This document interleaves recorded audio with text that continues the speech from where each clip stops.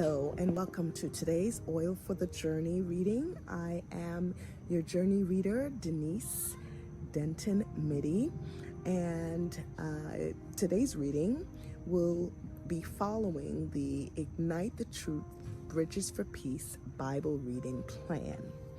Today we'll be reading together Daniel chapters 1 and 2. Let's begin. In the 3rd year of the reign of Jehoiakim, king of Judah, Nebuchadnezzar, king of Babylon, came to Jerusalem and besieged it. And the Lord delivered Jehoiakim, king of Judah, into his hand, along with some of the articles from the temple of God. These he carried off to the temple of his God in Babylonia, and put in the treasure house of his God. And the king ordered Ashpenaz, chief of his court officials, to bring into the king's service some of the Israelites from the royal family and the nobility, young men without any physical defect, handsome, showing aptitude for every kind of learning, well-informed, quick to understand, and qualified to serve in the king's palace. He was to teach them the language and literature of the Babylonians. The king assigned them a daily amount of food and wine from the king's table. They were to be trained for 3 years, and after that they were to enter the king's service. Among those who were chosen were some from Judah: Daniel, Hananiah, Mishael, and Azariah. The chief official gave them new names. To Daniel, the name Belshazzar; to Hananiah, Shadrach; to Mishael, Meshach; and to Azariah, Abednego. But Daniel resolved not to defile himself with the royal food and wine, and he asked the chief official for permission not to defile himself this way. Now God had caused the official to show favor and compassion to Daniel, but the official told Daniel, "I'm afraid of my lord the king, who has assigned your food and drink. Why should he see you looking worse than the other young men your age? The king would then have my head because of you." Daniel then said to the guard, whom the chief official had appointed over Daniel, Hananiah, Mishael, and Azariah, "Please, test your servants for 10 days. Give us nothing but vegetables to eat and water to drink. Then compare our appearance with that of the young men who eat the royal food, and treat your servants in accordance with what you see." So he agreed to this and tested them for 10 days.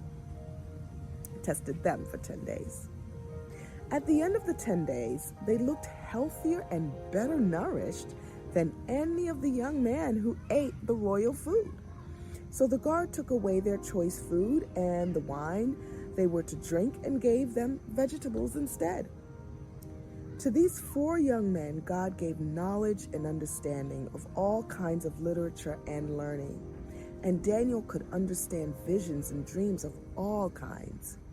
At the end of the time set by the king to bring them into his service, the chief of the official presented them to Nebuchadnezzar. The king talked with him, and he found none equal to Daniel, Hananiah, Mishael, and Azariah. So they entered the king's service. In every manner of wisdom and understanding about which the king questioned them, he found them 10 times better than all the magicians and enchanters in his whole kingdom. And Daniel remained there until the 1st year of King Cyrus. Daniel chapter 2. In the 2nd year of his reign, Nebuchadnezzar had dreams. His mind was troubled, and he could not sleep. So the king summoned the magicians, enchanters, sorcerers, and astrologers to tell him what he had dreamed. When they came in and stood before the king, he said to them, "I have a dream that troubles me, and I want to know what it means." Then the astrologers answered the king, "May the king live forever. Tell your servants the dream, and we will interpret it." The king replied to the astrologers, "This is what I have firmly decided. If you do not tell me what my dream was and interpret it, I will have you cut into pieces and your houses turned into piles of rubble. But if you tell me the dream and explain it, you will receive from me gifts and rewards and great honor. So tell me the dream and interpret it for me." Once more they replied, "Let the king tell his servants the dream, and we will interpret it." Then the king answered, "I'm certain that you are trying to gain time because you realize that this is what I have firmly decided. If you do not tell me the dream, there is only one penalty for you.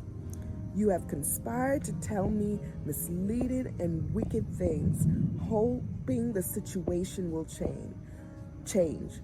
So then, tell me the dream, and I will know that you can interpret it for me." The astrologers answered the king, "There's no one on earth who can do what the king asks. No king, however great or mighty, has ever asked such a thing of any magician, enchanter, or astrologer. What the king asks is too difficult. No one can reveal it to the king except the gods, and they do not live among humans." This made the king so angry and furious that he ordered the execution of all the wise men of Babylon. Daniel spoke to him, of Babylon. So the decree was issued to put the wise men to death, and men were sent to look for Daniel and his friends to put them to death.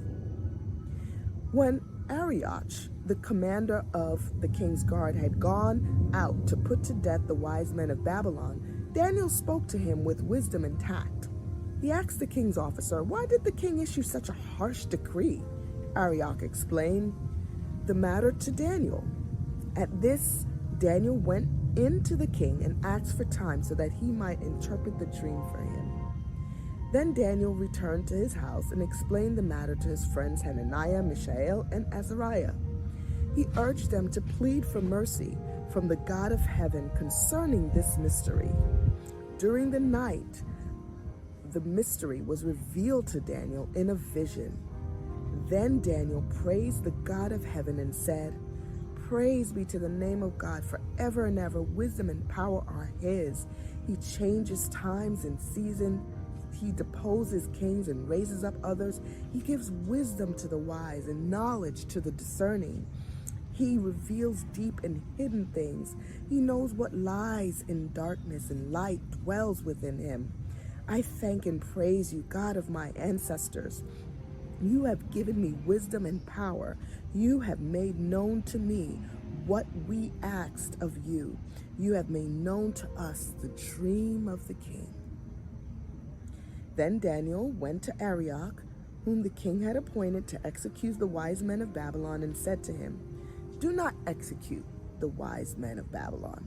Take me to the king, and I will interpret his dream for him."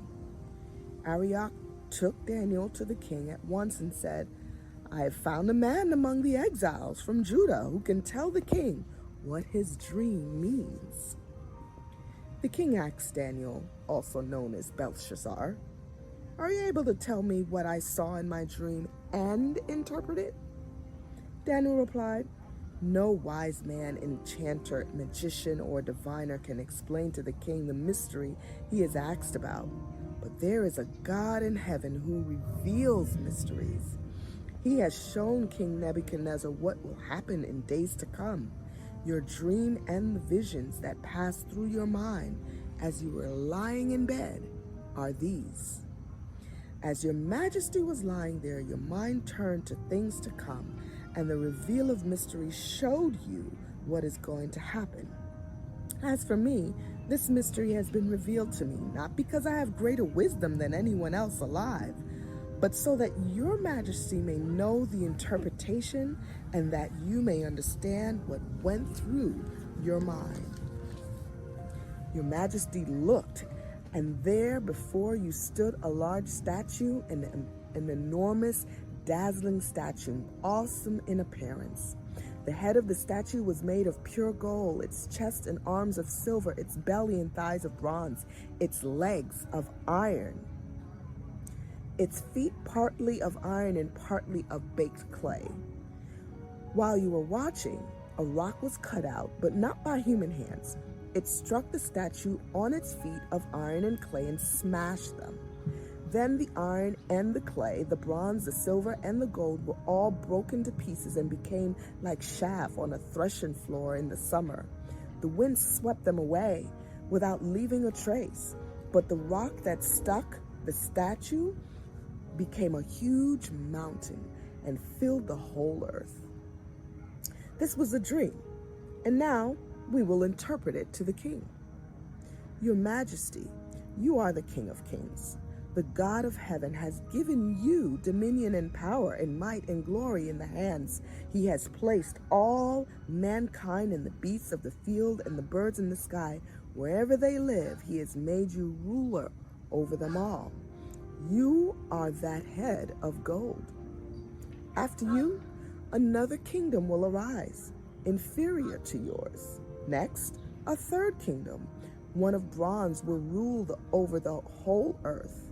Finally, there will be a fourth kingdom, strong as iron, for iron breaks and smashes everything. And as iron breaks things to pieces, so it will crush and break all others. Just as you saw that the feet and toes were partly of baked clay and partly of iron, so this will be a divided kingdom. Yet it will have some of the strength of iron in it, even as you saw iron mixed with clay. As the toes were partly iron and partly clay, so this kingdom will be partly strong and partly brittle. And just as you saw the iron mixed with baked clay, so the people will be a mixture and will not remain united, and more than iron mixes with clay. In the time of those kings, the God of heaven will set up a kingdom that will never be destroyed, nor will it be left to another people. It will crush all those kingdoms and bring them to an end, but it will itself endure forever. This is the meaning of the vision of the rock cut out of the mountain, but not by human hands. A rock that broke the iron, the bronze, the clay, the silver, and the gold to pieces. The great God has shown the king what will take place in the future. The dream is true, and its interpretation is trustworthy. Then King Nebuchadnezzar fell prostrate before Daniel and paid him honor and ordered that an offering and incense be presented to him. The king said to Daniel, "Surely your God is the God of gods and the Lord of kings, and a revealer of mysteries, for you were able to reveal this mystery." Then the king placed Daniel in a high position and lavished many gifts on him. He made him ruler over the entire province of Babylon and placed him in charge of all its wise men. Moreover, at Daniel's request, the king appointed Shadrach, Meshach, and Abednego administrators over the province of Babylon, while Daniel himself remained at the royal court. Thank you for joining, and may God bless the hearers and readers of his holy word.